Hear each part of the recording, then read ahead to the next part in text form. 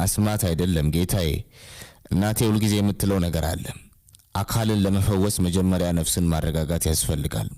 ዚክ ከቦርሳው ውስጥ በጨርቅ የተጠቀለለ ነገር አወጣም። ይህ በሞቀ ሩዝ የተሞላ ጨርቅ ነው አለም።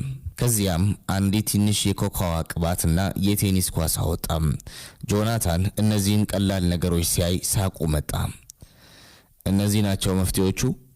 የዓለም ምርጥ ዶክተሮች በቢሊዮን ብር ማሽኖች ያልቻሉትን በዚህ ሩዝ ልታደርገው ነው? ዚክ ቀና ብሎ ጆናታን አይን ውስጥ አፈጠጠም። ማሽኖቹ ህመም የላቸውም ጌታዬ። ማሽኖቹ አይላ ስትፈራ አይሰማቸውም፣ እኔ ግን ይሰማኛል። ይህ ንግግር ጆናታንን ዝም አሰኘው። ዚክ በፓርኩ አግዳሚ ወንበር ላይ አንድ ንጹህ ፎጣ ዘረጋና ጆናታን አይላን እዚያ ላይ እንዲያስቀምጣት ጠየቀው። ጆናታን አይላን አቅፎ አስቀመጣት። ዚክ ተንበረከከ፣ ልክ አንድ ካህን በመሰዊያው ፊት እንደሚንበረከከው። ዚክ የሞቀውን የሩዝ ከረጢት በአይላ ጭኖች ላይ ያደረገው። ሙቀቱ ጡንቻዎቿ እንዲላሉ ያደርጋል አለም። ከዚያም በጣም በቀስታም እጆቹን በቅባት አርሶ የአይላን እግሮች ማሸት ጀመረ።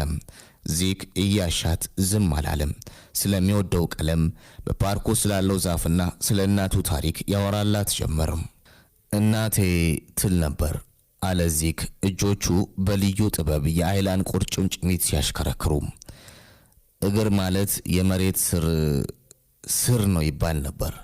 መሬቱን ካልነካው ግንኙነቱ ይቋረጣል። አይላ መሬቱን እንደምትነኪው አስቢ፣ ትነኪዋለሽ። አይላ አይኖቿን ጨፈነች። ጆናታን በግርምት ይመለከታል። ዚክ የቴኒስ ኳሱን በአይላ እግር ስር አድርጎ በቀስታ ያንሸራትተው ጀመር። ይህ ኳስ የነርቭ መግቢያ በርን ያንኳኳል እያለ ይተነትናል። ለ40 ደቂቃ ያህል ዚክ በአይላ እግሮች ላይ ሲሰራ ጆናታን አንድ ነገር አስተዋለም። አይላ አልተጨነቀችም። በሆስፒታል ውስጥ ምርመራ ሲደረግላት የምታሳየው የፍርሃት መኮማተር የለም። ይልቁንም ፊቷ ላይ ሰላም ሰፍኗል። አንድ ነገር ይሰማሻል ሲል ጆናታን ጠየቀም፣ ድምፁ እየተንቀጠቀጠ።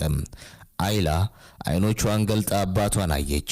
ህመም የለም አባዬ፣ ግን ሙቀት ይሰማኛል፣ እንደ ኤሌክትሪክ ያለ ነገር። ዚክ ፈገግ አለ። ያ ኤሌክትሪክ አይደለም አይላ፣ ያ ያንቺ ድምፅ ነው። እግርሽ ሊያናግርሽ እየሞከረ ነው። ልምምዱ ሲያበቃ ዚክ እቃዎቹን ሰበሰበም። ጆናታን ከኪሱ የገንዘብ ቦርሳውን አወጣም። ዚክ ግን እጁን አነሳም። አይ ጌታዬ፣ እኔ ገንዘብ አልፈልግም። በሚቀጥለው እሁድ በተመሳሳይ ሰዓት እንገናኝ። ያኔ የቤት ሥራ ሰጣችኋለሁ። ጆናታን ግራ ተጋባም። ለምንድነው ይህን የምታደርገው? ምን ትርፋለህ? ዚክ ቦርሳውን ትከሻው ላይ አድርጎ በዳክት ቴፕ የታሰረ ጫማውን እያየ መለሰም። ምክንያቱም እሷ ዛሬ ፈገግ ብላለች።